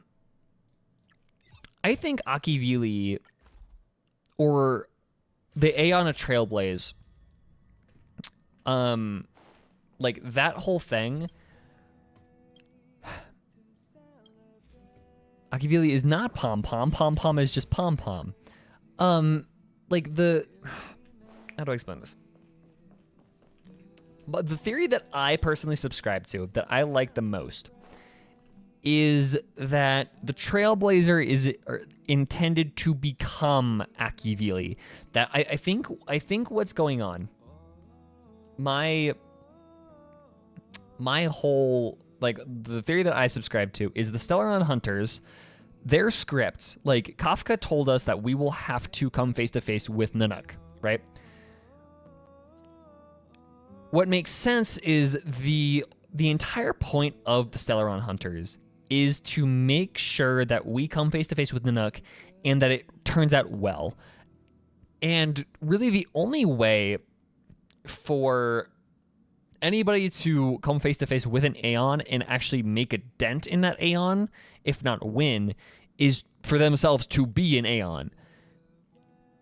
So my theory is that everything that the Stellaron Hunters are doing are with the intention to make the Trailblazer into the next Aeon of Trailblaze. Now, the problem is Fuli has nothing to do with that. Fuli has absolutely jack shit to do with that unless the Stellaron Hunters follow the path of remembrance, which I don't think they do. I think they follow the path of finality. So...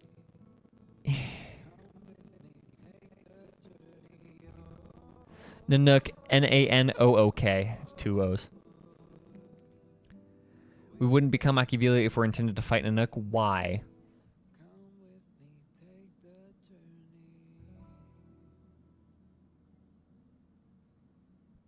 The theory that Elio is Machiavelli. I think Elio is an emanator of the finality of Terminus. No, not necessarily Legacy. Aeons, that is one way for Aeons to die. Aeons can just straight up be killed by other Aeons, though. That is a thing that can happen.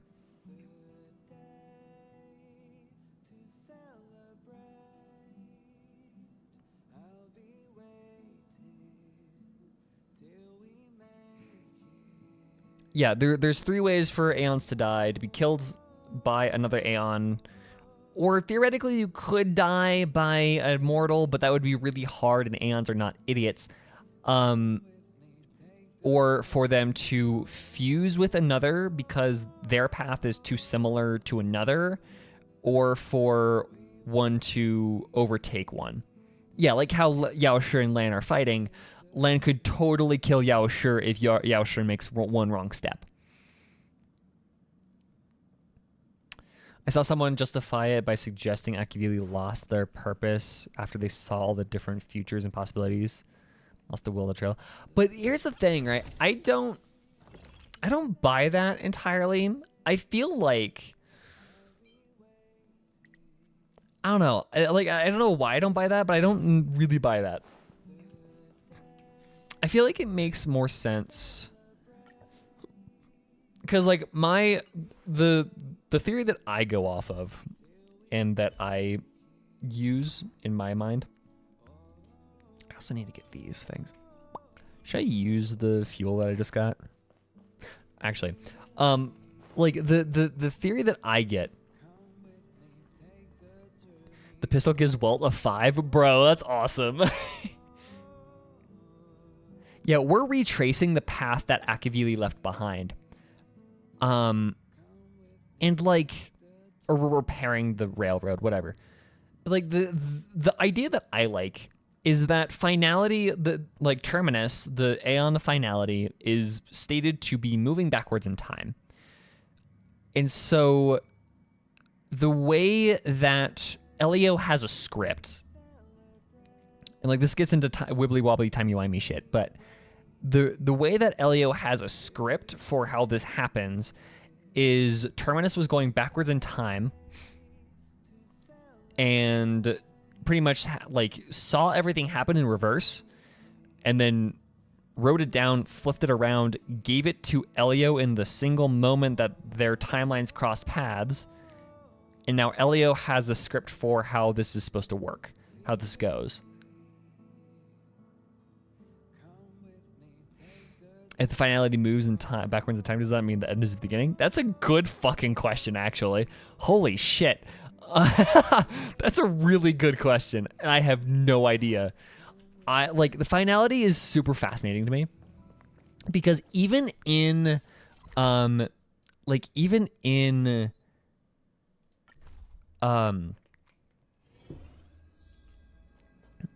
like even in Myriad Celestia, the finality is depicted as being mirrored or backwards or whatever. Like their title does not appear regularly. It's always in some sort of mirrored state or backwards or whatever.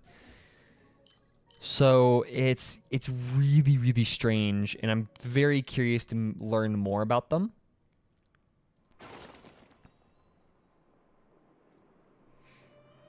Just like, because they also share a name with, you know, the finality, as in the weird ass shit from HI3. Like, and granted, I have no fucking clue how the finality works, how the cocoon of finality works in HI3, but I know it's a thing, and it scares me.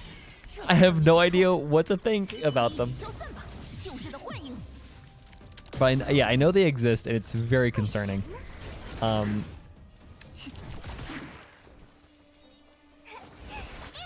why I hate time-related lore in any events. In every media. I wouldn't say every media, but in general, yeah, usually it's really dumb. You have to do it right, and like very right. Like very, very right. As in, I think the only piece of media that does time travel correctly is BioShock Infinite. That is literally it.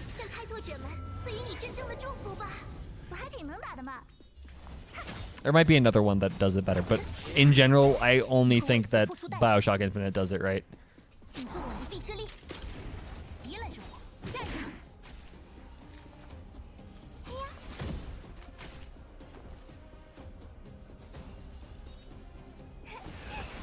No, okay, here's the thing, Magikarp. You can, like, okay, so here's the thing. With time travel, your worst nightmare are plot holes and paradoxes, right?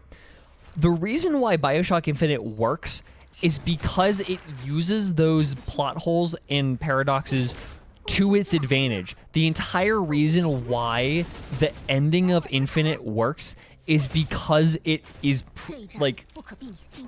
it is a plot hole. It is a paradox. That is the or it isn't a paradox. It is Elizabeth kills the main character.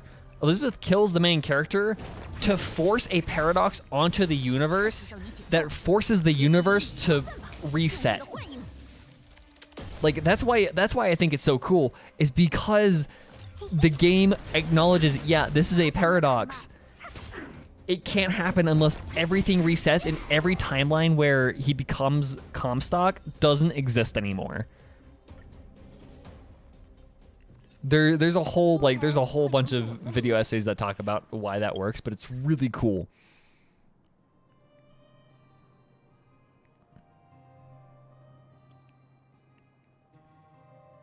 Finally, is going back in time doesn't mean, yeah, exactly.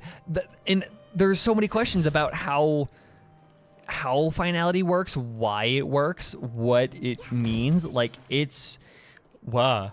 Any video in particular? Leadhead has a good video on it. I love her. Leadhead.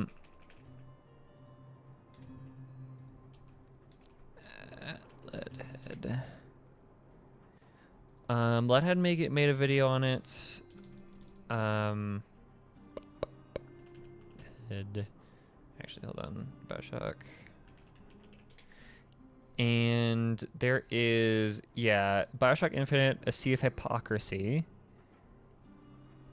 And then there's actually a video, there's actually a comment underneath that video that explains why it works.